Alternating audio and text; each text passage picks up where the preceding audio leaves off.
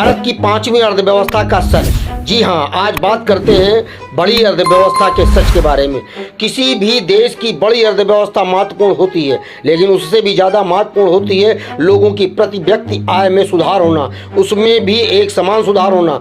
आज भारतीय अर्थव्यवस्था भी दुनिया की पांचवी अर्थव्यवस्था कही जा रही है, पर क्या देश के आम आदमी को देखकर लगता है कि देश की पांचवी अर्थव्यवस्था का सहभागी देश का आम आदमी भी है? तो आइए आज समझते हैं बड़ी अर्थव्यवस्था या भारतीय अर्थव्यवस्था का पांचवा स्थान प्राप्त करने का सच। नमस्कार, आप देख रहे हैं the today lip. The today lip का सहयोग करने के लिए द टुडे लिप को सब्सक्राइब करें, वीडियो को लाइक और शेयर करें, कमेंट्स बॉक्स में अपने सुझाव जरूर दें। इस मुद्दे पर आप भी कमेंट बॉक्स के माध्यम से चर्चा का हिस्सा बन सकते हैं। आपका कमेंट सार्थक और तर्कपूर्ण होगा तो निश्चित रूप से उस पर चर्चा और जवाब देने का प्रयास किया जाएगा। अभी हाल ही में भारतीय अर्थव्यवस्था ने ब्रिटेन की अर्थव्यवस्था को पछाड़कर पांचवा स्थान हासिल किया। हमारे सत्ताधारी दल के नेता और खासकर प्रधानमंत्री इस पर इतराते नहीं थक रहे। पिछले दिनों अविश्वास प्रस्ताव पर चर्चा का जवाब देते हुए भी उन्होंने इसकी वाहवाही लूटी। हाँ, इस बार $5 ट्रिलियन अर्थव्यवस्था का दम नहीं भरा, क्योंकि उनके दावों के बावजूद अर्थव्यवस्था अभी भी $3 से $4 ट्रिलियन के आसपास ही घूम रही है। पहले वे दावा करते रहे हैं कि 2023 तक भारतीय अर्थव्यवस्था 5 ट्रिलियन तक पहुंच जाएगी। अभी विश्व में सबसे बड़ी अर्थव्यवस्था अमेरिका की है, उसका आकार करीब $27 ट्रिलियन है। दूसरे नंबर पर चीन है, जिसकी अर्थव्यवस्था $19.3 ट्रिलियन की है। तीसरे और चौथे नंबर पर जापान की अर्थव्यवस्था $4.4 ट्रिलियन और जर्मनी की $4.3 ट्रिलियन की है। भारत की अर्थव्यवस्था का आकार क्या है ये बताना जरा मुश्किल है, क्योंकि अभी पीछे बताया जा रहा था कि जो अर्थव्यवस्था $3 ट्रिलियन को पार कर गई थी वह अब कोरोना काल में $3 ट्रिलियन के नीचे चली गई है। लेकिन 2 महीने पहले 12 जून को केंद्रीय वित्त मंत्री निर्मला सीतारमण ने एक ट्वीट के जरिए जानकारी दी कि 2023 में भारत की जीडीपी $3.75 ट्रिलियन तक पहुंच गई है। ट्वीट में यह भी कहा गया है कि 2014 में भारत की जीडीपी करीब $2 ट्रिलियन की थी। निर्मला सीतारमण के ऑफिस के इस ट्वीट में लिखा गया था कि भारत अब ग्लोबल इकोनॉमी में एक ब्राइट स्पॉट के तौर पर देखा जा रहा है। हालांकि बाद में इस ट्वीट को डिलीट कर दिया गया। इसका मतलब क्या ये समझा जाए कि भारत अभी भी कही गई $3.75 ट्रिलियन से दूर है? बहरहाल भारत जब पांचवी अर्थव्यवस्था बना तब यही कहा गया था कि उसने ब्रिटेन की $3200 अरब यानी $3.2 ट्रिलियन की अर्थव्यवस्था को पछाड़कर $3500 अरब यानी $3.5 ट्रिलियन पर पहुंच गया है। निश्चित रूप से ये हमारे लिए गर्व की बात है। जो अर्थव्यवस्था एक दशक पहले 11वें नंबर पर थी, अब वो 5वें नंबर पर पहुंच गई है। प्रधानमंत्री नरेंद्र मोदी कह रहे हैं कि हम जल्द ही विश्व में तीसरे नंबर की अर्थव्यवस्था बन जाएंगे। यह भी सच है, इसमें किसी को कोई शंका नहीं होनी चाहिए। जिस तरह से हम 11वें से 5वें नंबर पर पहुंचे हैं, उसी तरह 5वें से तीसरे नंबर क्या पहले पायदान पर भी पहुंच सकते हैं। आखिर हमारी आबादी दुनिया में सबसे अधिक हो गई है। ऐसे में अर्थव्यवस्था का पहले पायदान पर पहुंचना कोई आश्चर्य की बात नहीं होगी। असली बात यह है कि हमारी अर्थव्यवस्था का आकार बढ़ने के साथ हमारे अपने लोगों की आमदनी उनकी उसी अनुपात में बढ़ रही है या नहीं। आखिर जब लोगों की आमदनी बढ़ेगी तभी उनके खर्च करने की क्षमता बढ़ेगी, तभी उनका जीवन खुशहाल होगा। नहीं तो अर्थव्यवस्था में बढ़ती जाएगी लेकिन उस अनुपात में लोगों की आमदनी नहीं बढ़ेगी। अभी क्या हो रहा है? जिस ब्रिटेन को पछाड़कर हमने 5वां स्थान हासिल किया है, वहाँ के लोगों के जीवन स्तर और हमारे जीवन स्तर में जमीन आसमान का अंतर है। वहाँ के लोगों की प्रति व्यक्ति आय हमारे यहाँ के लोगों से 18 गुना ज्यादा है। तो अर्थव्यवस्था का आकार बढ़ने से देश के आम आदमी को क्या फायदा हुआ? असली बात यह है कि प्रति व्यक्ति आय के मामले में भारत की स्थिति बहुत खराब है।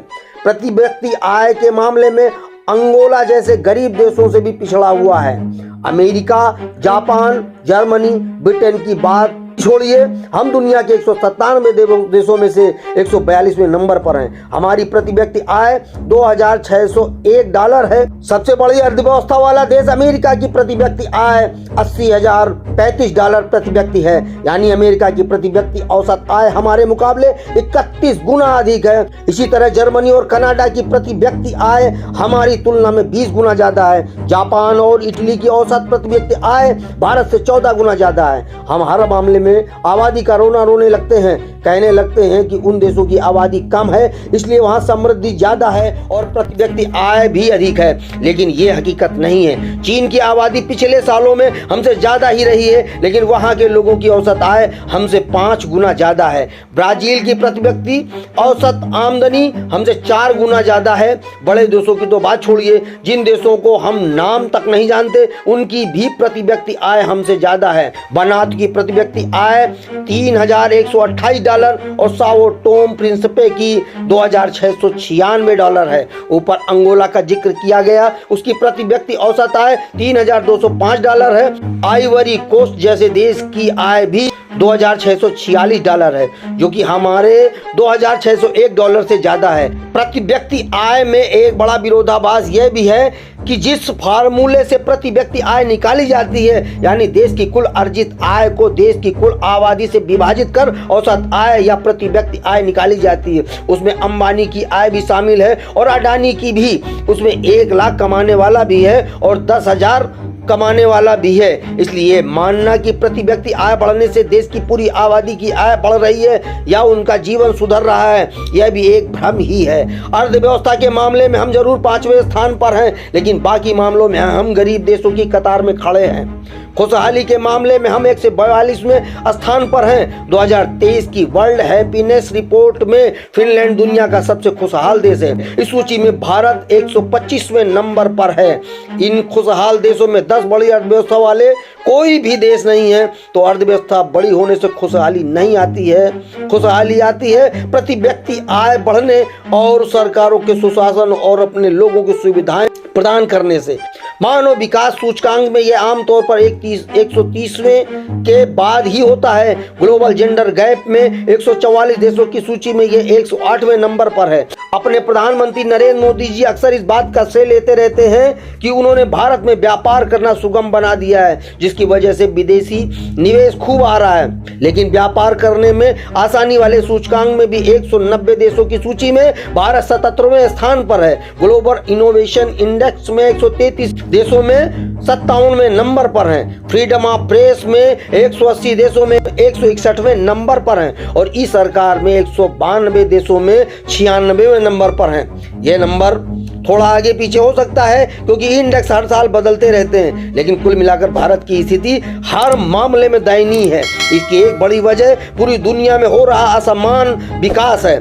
अमीरों की आमदनी तेजी से बढ़ रही है, जबकि गरीबों की आमदनी कई बार तो कम हो जा रही है।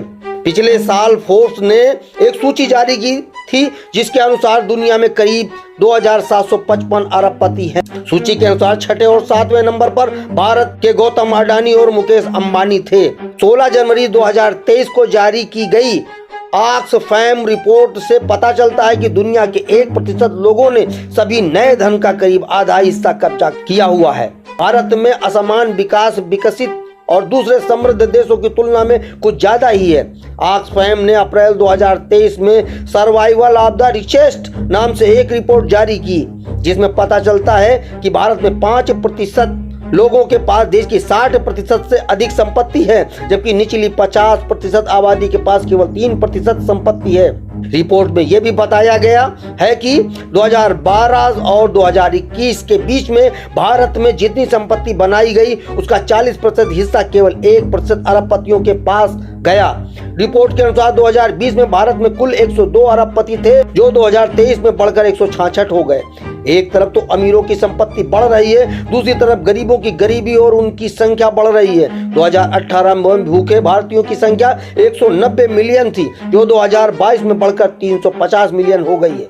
केंद्र सरकार ने सुप्रीम कोर्ट में कहा है कि 2022 में 5 साल से कम उम्र के जितने बच्चों की मौत हुई उसमें 65% मौतें व्यापक भूख के कारण हुई। एक तरफ अमीर हो रहे हैं और दूसरी तरफ गरीब और ज्यादा गरीब। कुछ आंकड़े जरूर ये दावा कर रहे हैं कि भारत में गरीबों की संख्या में कमी आई है, जबकि दूसरे कुछ आंकड़े इसके विपरीत हैं। इस बारे में नीति आयोग की एक रिपोर्ट को भी देखना अच्छा रहेगा। करीब 2 साल पहले नीति आयोग की एक रिपोर्ट आई थी, जिसमें पता चला कि भारत के सबसे गरीब 5 राज्यों में जो 4 हैं जहां डबल इंजन की सरकारें हैं। पहले नंबर पर बिहार, तब बिहार में बीजेपी और जनता दल यूनाइटेड का शासन था।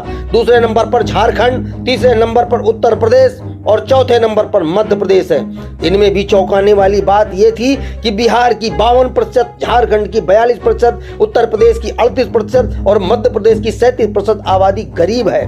रिपोर्ट के अनुसार जहां बिहार की आधी आबादी गरीबी रेखा से नीचे जी रही है, वहीं मध्य प्रदेश के 6 आदिवासी जिलों की आधी से ज्यादा आबादी गरीबी रेखा से नीचे जीवन यापन कर रही है। केवल इन्हीं 5 राज्यों की आबादी में करीब 10 करोड़ लोग गरीब रह रहे हैं। बड़ी अर्थव्यवस्था महत्वपूर्ण है, लेकिन उससे भी ज्यादा महत्वपूर्ण है लोगों के प्रति व्यक्ति आय में सुधार होना और उसमें भी एक समान सुधार होना, वरना बड़ी अर्थव्यवस्था का लाभ अडानी और अंबानी जैसे देश के गिने चुने अरबपतियों और धनिक वर्ग को मिलेगा। गरीब को हमेशा खाने के लाले पड़े रहेंगे और घुटना मोड़कर सोना पड़ेगा। देश की 5वीं अर्थव्यवस्था सत्ता पोषित अडानी और अंबानी जैसे लोगों के लिए है या इसमें देश के आम आदमी को भी लाभ मिल रहा है? आपकी क्या राय है? कृपया कमेंट बॉक्स में जरूर बताएं। साथ ही ये भी बताएं कि वीडियो कैसी लगी। द टुडे लिप की वीडियो देखने के लिए धन्यवाद। फिर मिलते हैं अगली वीडियो के साथ। जाते जाते द टुडे लिप को सब्सक्राइब करके बेल आइकन को दबाना ना भूलें। वीडियो अच्छी लगी हो तो वीडियो को लाइक करके अपने दोस्तों के पास जरूर भेजें।